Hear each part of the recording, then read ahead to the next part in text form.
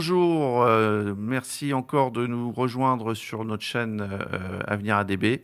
L'objectif est toujours d'échanger sur des thématiques qui sont nécessaires à aborder pour les professionnels de l'immobilier, administrateurs de biens, agents immobiliers et autres. Aujourd'hui, je reçois Olivier Rangeard de Couvreux de Travaux, qui était déjà venu chez nous il y a quelques temps, et puis Bruno Bastard d'Engie pour parler de la rénovation énergétique. Rénovation énergétique, un vaste sujet. Tout le monde en parle, mais en fait, on ne sait pas vraiment à quoi ça correspond, comment ça s'opère. Je sais que, Olivier, vous êtes en train de travailler sur une évolution de votre produit coût-travaux sur la rénovation énergétique. Alors peut-être que vous pouvez en toucher deux mots. Puis après, de toute façon, on échangera avec aussi les projets qui sont en cours chez Engie, avec peut-être des stades d'avancement plus ou moins évolutifs, je ne sais pas, enfin, presque, il y a encore des choses. C'est assez dépendant de ce que l'État met en place Ah bon et décide régulièrement. Ah bon. Ouais. Régulièrement pour réguler. Non, je plaisante. Olivier, donc si vous pouviez juste présenter un petit peu coût travaux très synthétiquement, oui, et avec cette dimension rénovation énergétique. Avec plaisir, Christophe. Coût de travaux, en fait, est un logiciel qui permet d'estimer le coût de rénovation d'un bien en quelques clics de façon extrêmement ludique grâce à des algorithmes, des statistiques et des bases de données. Ce logiciel est principalement commercialisé, notamment auprès des agents immobiliers, pour qu'ils puissent, à tout moment, quand un client vient leur demander « ça me coûterait combien de rénover ce bien ?» et ça, à chaque fois, c'est le doigt mouillé, ils ne savent pas vraiment, ou de demander des devis, ça met des plombs à l'arrivée, de pouvoir donner une réponse pertinente, avec un juste prix, parce qu'il y a des prix marchés, et de façon très ludique et rapide. Voilà. Donc cette solution coût de la rénovation a été lancée il y a plusieurs mois, et si tout va bien en juillet, on va lancer la brique énergétique, puisque c'est quelque chose qui nous a été beaucoup demandé, de telle manière à pouvoir être en mesure d'évaluer le coût de rénovation énergétique d'un bien, avec en plus la rénovation complète ou pas, pour pouvoir savoir, pour permettre au client de pouvoir augmenter sa classe de DPE. Alors, on ne s'engage pas sur de passer une ou deux classes. Parce que, alors, c'est préférable. Mais on est en mesure de pouvoir apporter cette estimation, étant bien entendu que c'est une estimation faite à l'aveugle. C'est-à-dire qu'on a la surface du bien, la répartition des mètres carrés par pièce, on sait si c'est une maison ou une habitation, on sait les hauteurs sous plafond, on sait quel type de chauffage, quel type de fenêtre, tout ça on le sait, au travers des quelques questions que l'on pose. Mais après, on reste une estimation qui est à l'aveugle, et on sait très bien qu'après, en allant sur place, il faut affiner, parce qu'il y a toujours des particularités qui font que y a des choses qui ne sont pas possibles, et plus particulièrement en rénovation énergétique. Oui, tout à fait. D'accord. Okay. Merci. Et alors, côté Engie, quelles sont les solutions que vous êtes en train de mettre en place sur le plan de logiciel pour aider justement les administrateurs de biens et puis les professionnels de l'immobilier sur ce fameux sujet de la rénovation énergétique? Alors, nous, on est Engie Home Service, une filiale d'Engie, qui a comme vocation de travailler historiquement sur les chaudières murales, sur le dépannage, l'entretien, et là aussi historiquement sur le remplacement de ces chaudières. Plutôt une obligation de moyens, une chaudière tombe en panne, on la remplace.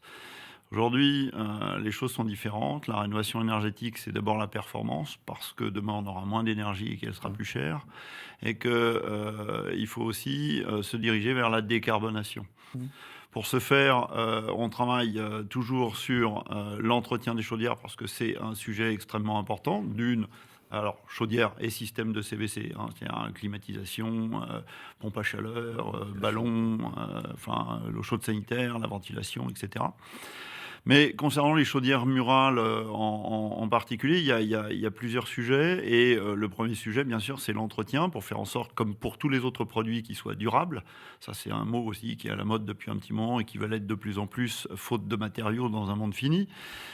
Et faire en sorte aussi, d'ailleurs, c'est pour ça qu'on a mis en place des solutions de recyclage des chaudières qu'on décroche pour les remplacer par d'autres matériels, pour faire en sorte effectivement de travailler sur ces matières premières, les revendre ou remettre en état des pièces détachées, recyclées, etc. Ça, c'est vraiment le monde de demain, c'est super important. En revanche, l'entretien, ça permet aussi, effectivement, dans le cas des chaudières murales, de travailler sur les aspects sécurité, etc.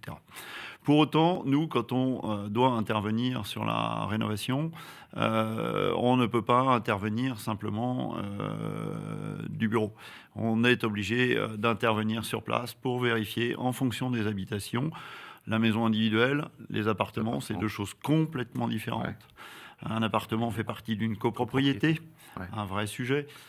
Une maison, on peut faire un peu plus ce que l'on veut ou ce que le client souhaite pour aller demain vers les énergies renouvelables. Le sujet pour en revenir sur le sujet, la question que vous me posiez, l'entretien, c'est un vrai sujet pour les administrateurs de biens et la gestion locative en particulier, parce qu'effectivement, on a des biens qui sont à peu près disséminés partout pour les propriétaires, et on a une obligation d'entretien sur les chaudières, et le logiciel que l'on a mis au point permet de récupérer toutes les informations de tout ce qu'on a fait, permet aussi d'implémenter des demandes qui sont faites directement par le gestionnaire de log pour que nos agents soient mis au courant à l'instant T d'une demande, par exemple, de devis, d'intervention, etc. Cet outil permet de faciliter la relation entre directement celui qui gère et celui qui intervient chez les clients. Pour en revenir à la rénovation énergétique, ce que je trouve intéressant là aussi dans ce logiciel, c'est qu'il va permettre effectivement de rajouter une brique supplémentaire, la rénovation énergétique, et la possibilité pour nous de trouver des partenariats, pourquoi pas, pour faire en sorte d'aider celui qui va utiliser le logiciel à savoir qu'est-ce qui est possible de faire, notamment quand on est en appartement, mais aussi en maison individuelle. Quelqu'un qui va aujourd'hui se poser la question de savoir par quoi je vais remplacer ma chaudière, est-ce que ça va être par une chaudière plus performante ou par un système de climatisation qu'on appelle les pompes à chaleur RO, qui d'ailleurs pas un système de climatisation. Il est nécessaire d'aller sur place pour valider tout un tas de détails qui en sont plus ou moins d'ailleurs, de détails techniques sur la faisabilité des choses. C'est très très important. Et puis la deuxième chose, c'est qu'effectivement, nous, de notre côté, quand on travaillait tout seul dans notre coin, et ce ne sera pas le cas là ici et de plus en plus demain, on avait tendance à remplacer un appareil en fonction des déperditions à l'instant T. Si là, le logiciel va pour faire en sorte de mettre le pied à l'étrier aux propriétaires sur des travaux de rénovation qui vont améliorer la performance au niveau de la ventilation, au niveau de l'isolation, mais aussi au niveau des équipements, ça va nous permettre de déterminer le bon matériel en fonction des travaux qui seront proposés et objectivés par le client final.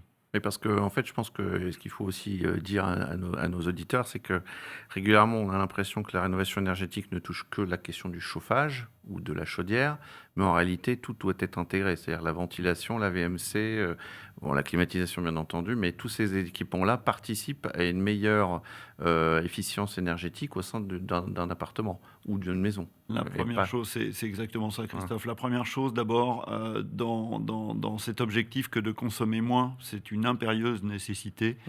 Il est probable que d'ici à 2050, on ait 34% d'énergie en moins. Il va falloir faire plus avec moins. Donc ça veut dire qu'effectivement, la première des choses à faire, c'est consommer moins. Et le meilleur moyen de consommer moins, c'est d'avoir des logements qui soient isolés. Alors évidemment, ça participe aussi au confort.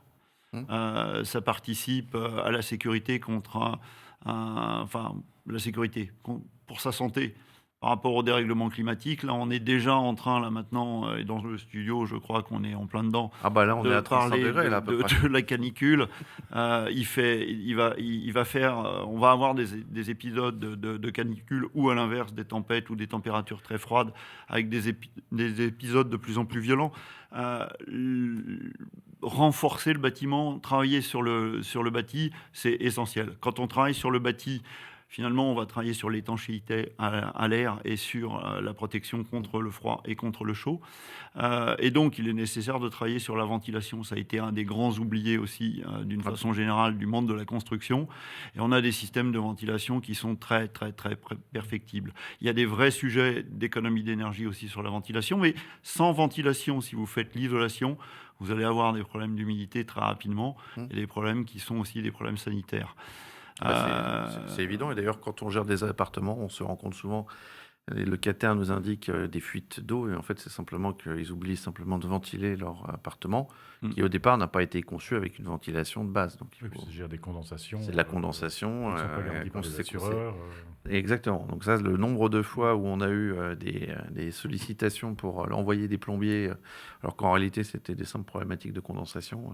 Et ça va beaucoup plus loin, parce que dans la réalité, à certains endroits, on l'a vu à Marseille, mais on peut le voir à différents endroits, ne serait-ce que sur les balcons.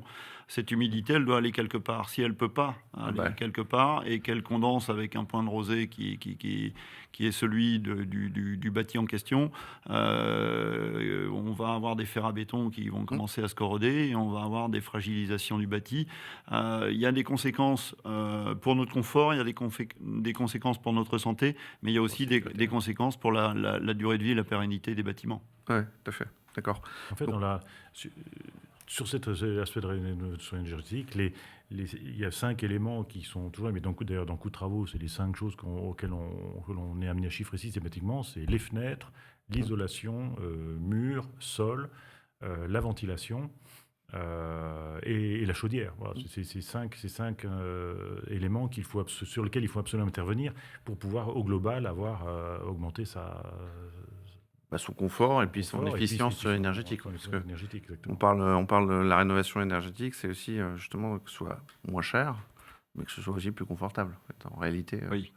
Ça va être la difficulté. Comment ça se passe justement quand vous êtes confronté, alors là c'est plus pour notre communauté de syndics de copropriété, comment ça se passe quand vous êtes confronté à une problématique de copropriété, puisque la rénovation énergétique en copropriété, comme vous le disiez à demi-mot, c'est quand même beaucoup plus compliqué parce qu'il y a des questions de décision juridique en assemblée générale. Vous avez à convaincre des personnes qui ne sont pas forcément convaincues de la nécessité de faire ces travaux, ou en tout cas en capacité financière de les réaliser. Est-ce que vous êtes confronté aussi régulièrement à ce genre de sujet? Parce que je sais que nous le sommes côté opérationnel.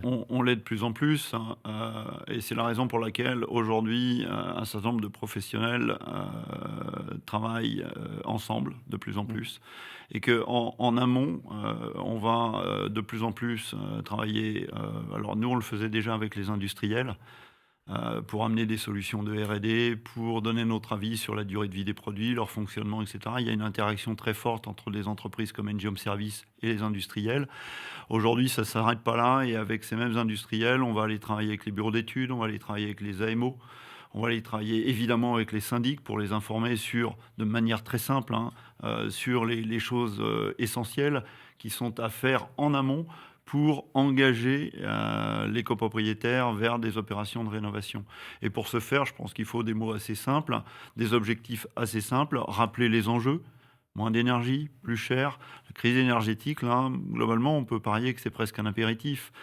Demain, les choses vont aller dans un sens où, dans la réalité, jusqu'à présent, on utilisait énormément d'énergie fossile, même en France, à peu près 70%, et on ne veut plus utiliser cette énergie fossile. On va devoir la remplacer par quelque chose que l'on ne va pas prélever dans le sous-sol, mais qu'on va fabriquer.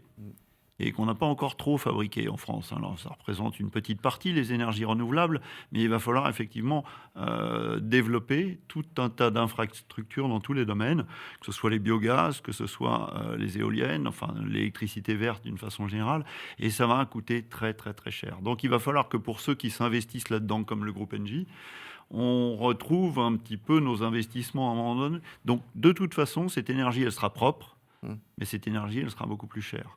In fine, il faut que le ratio reste à peu près correct, mais in fine, l'intérêt pour les copropriétaires, c'est déjà de comprendre ces enjeux-là, ainsi que les enjeux, parce qu'on a parlé de l'isolation, mais des protections solaires et de tout ce qui va permettre d'éviter de consommer de l'énergie, tout simplement. Ouais. Je pense que déjà, il y a eu quand même une prise de conscience qui s'est faite, entre guillemets, je vais dire, grâce à la crise ukrainienne, parce que quand les prix du gaz ont explosé en copropriété, il y a quand même eu des prises de conscience très très violentes. Je sais parmi certains de mes confrères qui étaient assaillis de questions, mais pourquoi on fait x5 au niveau du prix du gaz? Donc ça, Et x50 sur le prix de l'électricité s'il n'y avait pas eu le bouclier tarifaire. Et ce qui s'est produit d'ailleurs pour les professionnels, et certains ont dû mettre le personnel en chômage technique, d'autres sont en train de déposer le bilan, on a tous en tête l'exemple des boulangers, etc. Le prix de l'énergie est devenu complètement fou. Alors c'est effectivement lié, entre autres, à la crise entre la Russie et l'Ukraine, mais c'est pas la seule raison. Non, c'est pas la seule raison, mais ça a été un révélateur en fait, puisque c'est l'agent révélateur comme en photographie. À un instant T, il se passe quelque chose qui fait que globalement tout explose. C'est la goutte d'eau qui fait déborder le vase. On est d'accord que de toute façon, c'est une problématique qui est beaucoup plus large, avec l'absence de nucléaire, enfin la disparition nucléaire qui a été votée. En France, et puis la compétition entre la Chine et les États-Unis. Voilà, les bateaux aujourd'hui pour acheminer le gaz sont déroutés en fonction de celui qui offre le meilleur prix. Un instant T, et on avait effectivement cette inquiétude qu'en France on puisse en manquer. Dans la réalité, ça n'a pas été le cas. Pas du tout d'ailleurs, puisqu'on a réussi même à faire en sorte d'importer un peu de notre gaz contre de l'électricité avec les Allemands, par exemple. Mais dans tous les cas, il faut absolument prendre conscience que la rénovation énergétique, c'est évidemment, et c'était le premier critère retenu par les copropriétaires pendant très longtemps, c'était le confort, mais c'est évidemment quelque chose qui motive un peu à dépenser beaucoup d'argent. Mais ce n'est pas le seul. Et c'est surtout de se protéger contre les conséquences du dérèglement climatique et se protéger contre une énergie qui va devenir plus rare et plus chère. Ouais. Mais je pense que c'est ça la conclusion. Alors on essaie tous de trouver des solutions, ou avec coût de travaux, ça peut être aussi une démarche. Avec Engie, bien sûr, et encore d'autres. Ça va être un vrai sujet. De toute façon, je pense qu'on aura l'occasion d'en reparler à de nombreuses reprises, parce que il y a encore plein de solutions à les trouver. Je vous propose d'en rester là. Je vous remercie pour être venu sur notre plateau. On a appris un petit peu sur les problématiques de rénovation énergétique. Je pense que c'est un vaste débat. Je vous propose de nous retrouver pour un prochain épisode pour encore parler de rénovation énergétique et encore parler de solutions dans l'immobilier, pour les professionnels immobiliers, pour les administrateurs de biens en particulier. Merci, au revoir.